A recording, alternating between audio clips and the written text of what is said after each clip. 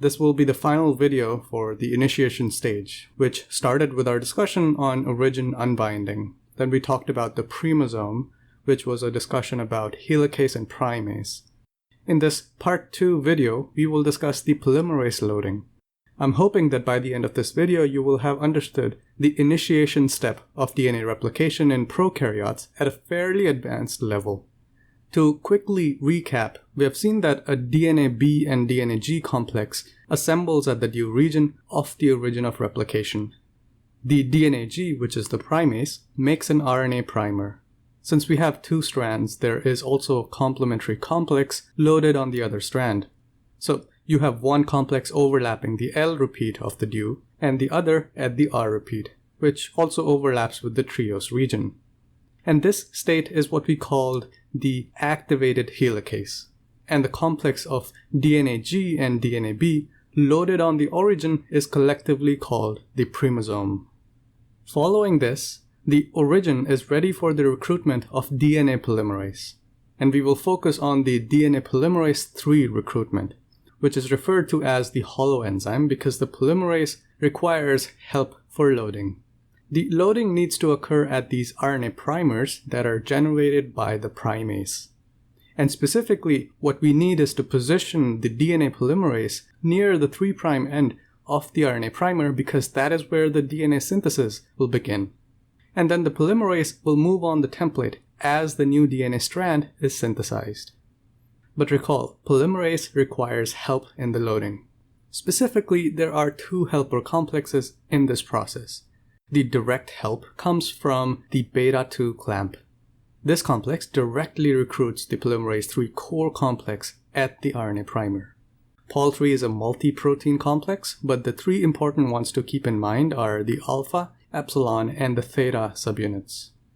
The second helper complex is the beta-2 clamp loader complex, which loads the beta-2 clamp onto the RNA primer. This means that the beta-2 clamp loader starts the process of polymerase loading. So let's start by discussing the clamp loader and how it works and loads the beta-2 clamp. Clamp loader is sometimes also called tau or gamma complex. It has 5 major proteins and they come together to form a spiral structure. As we will see, that 3 of these 5 proteins have AAA+ domains, which means that they have ATPase domains. These tau and gamma are actually pretty important nomenclatures. They refer to 2 types of steady states of the clamp loader. I will try to keep things simple and say that the clamp loader can come in 2 very fundamental forms. The basis of these 2 states comes from the differences in the 5 proteins. So let's discuss these proteins and the structure of the clamp loader. The 2 constant proteins in the clamp loader are the delta prime and the delta protein. The other 3 proteins are either tau or gamma protein. These are the proteins with a ponytail. So when talking about 5 proteins, we have 3 tau proteins, 1 delta prime, and 1 delta protein. These tau proteins have the ATPase domains in them. And for that reason, we call this bottom half of the structure as the AAA+ module, even though the delta proteins don't have the ATPase domains. This globular portion, which is part of this entire top structure, but mainly the globular portion, is called the collar module. One important thing to keep in mind is that the collar module is sealed. That means nothing can pass through it. So things can enter from the bottom, but they cannot exit from the middle. One other thing to notice is that there's this gap that actually allows things to enter into the clamp loader. And this is the general structure of the tau complex clamp loader. Oftentimes, you can also find 2 additional proteins on the tau complex. These are the psi and chi subunits. So technically speaking, we would name this entire configuration as the tau3 delta prime delta chi psi. Since we said that there are 2 steady states, the other simple state of the clamp loader looks very similar, except that instead of the tau proteins, you get the gamma proteins. The gamma proteins, as you can tell, don't have a ponytail. The remainder of the configuration looks pretty much the same, and this is the gamma complex clamp loader. Once again, we can also write the technical name for this clamp loader. Let me now fill in the information gap. The tau and gamma proteins are products of the same gene, called DNA X. The gamma protein simply lacks these ponytails, and that's because it's a truncated version of the tau protein. The ends of the ponytails, which are only present in the tau proteins, bind the helicase and the polymerase. The psi and chi proteins help in the recruitment of the clamp loader to the single-stranded DNA because they have affinities for single-strand binding proteins. This gap, as I said before, helps in the selective entry of DNA into the clamp loader. The caveat remains that the collar module on the other side is sealed, so nothing can actually exit from it. The tau complex clamp loader seems to be the most commonly used clamp loader in DNA replication initiation. The two steady-state forms are actually a simplification of something much more complex. In reality, you can have clamp loaders where tau and gamma proteins are part of the same complex. For instance, you can have a clamp loader where you have two tau proteins, but instead of the third tau, you have a gamma protein, and the remainder is a constant. And you can have any variation and combination as long as the tau and the gamma protein add to a total of 3. In any case, this clamp loader with ATP at the ATPase domain is competent for the beta-2 clamp binding. So the clamp loader is now going to bind the clamp, and it is only fair that we discuss the structure of the beta-2 clamp before going into the loading process. The clamp itself is a very simple structure. It is a homodimer of the beta protein. Since it is a dimer of beta, we call it beta-2. Simple. The dimer has a ring-shaped structure, which is referred to contain a pseudo-6-fold symmetry. I might discuss the symmetries in a separate video altogether. Visually, the beta clamp looks quite boring. It has two beta proteins that form a ring-shaped structure. When the ring is open, it is called an open complex. Very creative nomenclature. The other side of steady state is when the ring is closed, and that is referred to as the closed complex. Again, very creative nomenclature. Some people think that these two states can coexist in the free form. That may or may not be true. Anyways, the internal edges of the ring have a net positive charge. This is just like the helicase, and it helps the ring contact the negatively charged DNA. The predominant view is that the open complex of beta-2 binds the clamp loader. A more interesting way to think about this is that the clamp loader helps maintain the open state of the beta-2 clamp. So, how does this happen? Let me quickly sketch out the clamp loader first. And for the remainder of the video, I will keep the tau complex as the primary clamp loader complex. Now, the competency of the clamp loader to bind the beta-2 clamp, or to keep it in the open state, comes from the fact that ATP must be bound to the AAA+ domains. Once the ATP is there, the loader can engage with the beta-2 clamp. The initial docking of the clamp is done by the delta subunits, and then tau subunits come to position the clamp properly. So now that the beta-2 clamp is bound, notice this gap here that we discussed a few minutes ago, and see how this clamp itself is also open? As we will see, this gap is perfect for DNA entry into the AAA+ module. This AAA+ module, however, has a constraint. It does not like the B-form DNA, but it loves the A-form of DNA.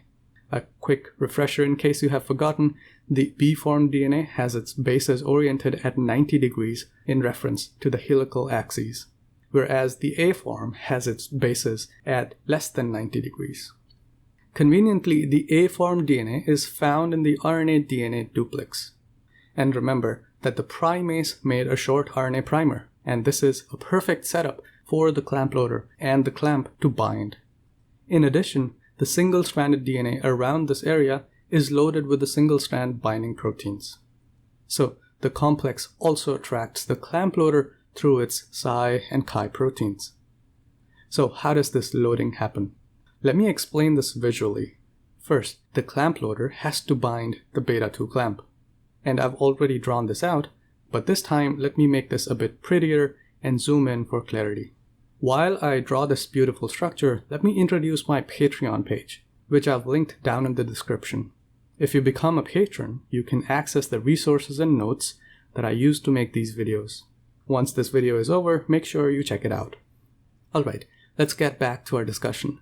So you have to note that the clamp binding occurs when the ATP is bound to the AAA+ module, which keeps the clamp open. Now, the RNA-DNA duplex is positioned at the open mouth of the clamp loader, with the assistance of Psi and Chi proteins. The entry of DNA occurs at this gap here. And just for clarity, the single-stranded DNA is pushed to the side and the single-stranded binding proteins interact with the Psi and Chi proteins on the other end. At this stage, the duplex, which has the RNA, is just at the mouth of the clamp. The beta-2 clamp now attempts to slide onto the duplex. As a result, the RNA-DNA duplex moves into the AAA+ module. Again, for clarity, when the clamp moves, here is what it would look like. The problem is that there is a duplex now inside the AAA+ module, and the 3' end of the RNA primer cannot be pushed to the side. And at the same time, it cannot leave through the collar because, as we said, the collar is sealed. So you have the single-stranded DNA pushed out and the 3' end of the primer stuck inside. This configuration activates the ATPase domain in the AAA+ module. As a result of this activation, the ATP is released. Now, this release changes the structural state of the clamp loader, and it releases the beta-2 clamp. Since ATP was required for the clamp loader to maintain the open state of the beta-2 clamp, without the ATP, it cannot. As a result, the beta-2 clamp closes immediately. As the beta-2 clamp closes, it encircles the RNA-DNA duplex. Since it is positively charged in the center, its binding is pretty stable. This beta-2 complex, in its closed state, can initiate the loading of the DNA polymerase, specifically by attracting the alpha core of the enzyme. So how does this work? Especially in the grand scheme of things, let's see how everything comes together in one coherent picture. We start with our good old Primosome, which has just synthesized a nice and clean RNA primer. As we just discussed, the clamp loader loads the beta-2 clamp onto the DNA-RNA duplex. Now, a polymerase can come and bind to the loaded clamp. Specifically, the alpha core binds and associates with the beta-2 clamp. The alpha subunit is the actual polymerase domain for making new DNA. It usually comes with the epsilon and the theta subunit. The epsilon is the proofreading subunit, which has an exonuclease activity, and the theta stabilizes the epsilon onto the alpha domain. We will discuss them in much more detail during the elongation step. The picture is not complete yet. We did say that the clamp loader, after ATPase activation, releases itself from the clamp loader. But we also said in the beginning that the ponytails of the tau proteins bind to helicase as well as the DNA polymerase alpha core. So the clamp loader also functions to position the polymerase at the beta-2 clamp, and it remains in contact with the polymerase. And it can also remain in contact with the moving helicase.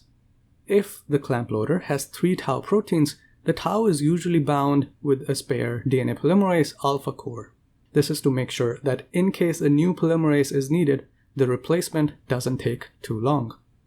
The clamp loader usually requires ATP at this point, which means that it can also bind a new beta-2 clamp and keep it in the open state. Again, this is a spare clamp, which can be used when required. The extra polymerase and beta-2 clamps will become important when we talk about the lagging strand synthesis. So technically speaking, in this configuration, we can write out the complex structure, where you have a clamp loader bound to the clamp, the core polymerase, and the spare clamp. This completes the structure of the replisome on one strand. But remember that there is another strand that goes in the opposite direction. For the sake of completeness, I will quickly draw out the structure of the replisome on the other strand as well. While I draw this beautiful sketch, why don't you go ahead and make sure that you have clicked the subscribe and the like button. At this point, I think it is also a dead giveaway that you should follow this channel for your education. Also, don't forget to check out the Patreon page if you would like to check out the behind-the-scenes actions and access to my resources for studying.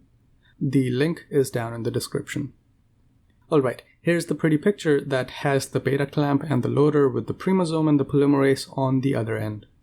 To put this in context, the L region overlaps the top complex, and the R and the trios overlap the other complex. This is all good, but I would be committing a conceptual error if I were to tell you that this is the end. The problem now is that the helicase is going to go to the 5' to 3' direction, but the polymerase wants to go to the 3' direction, since it makes the new strand in the 5' to 3' direction.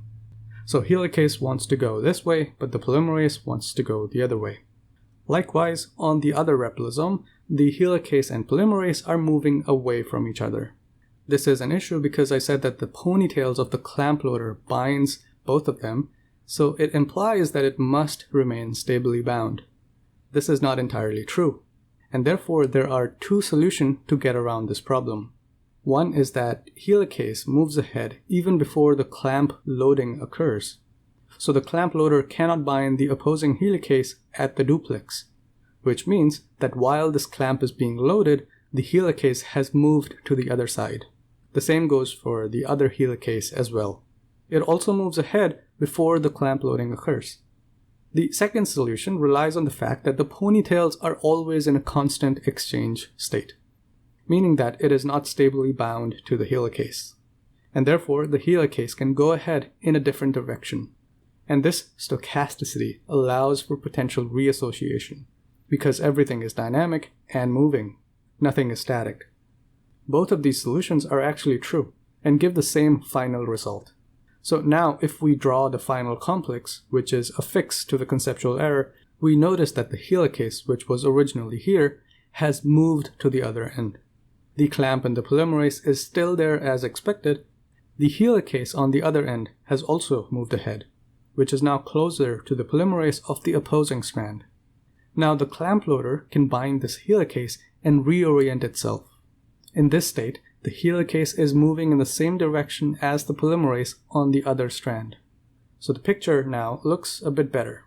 Oh, by the way, this new strand, which is made in the direction of the helicase movement, is called the leading strand. Don't worry, we will discuss this in much more detail in the elongation step. On this other strand, the primosome can make new primers as it moves. And as these primers are made, the clamp loader can load the beta-2 clamps on them. And then this polymerase can also be loaded immediately. But the synthesis of the DNA will be in the opposing direction to the movement of the helicase. And this is the lagging strand. Again, we will discuss the leading and lagging strands properly in the elongation video. But in general, this is the replisome at the initiation step, which is also called the initiating replication fork, where you have a bunch of proteins, namely the helicase, primase, the beta-2 clamp, the polymerase 3, and the clamp loader, which can exist in different forms. This replisome is now ready to proceed into the elongation step.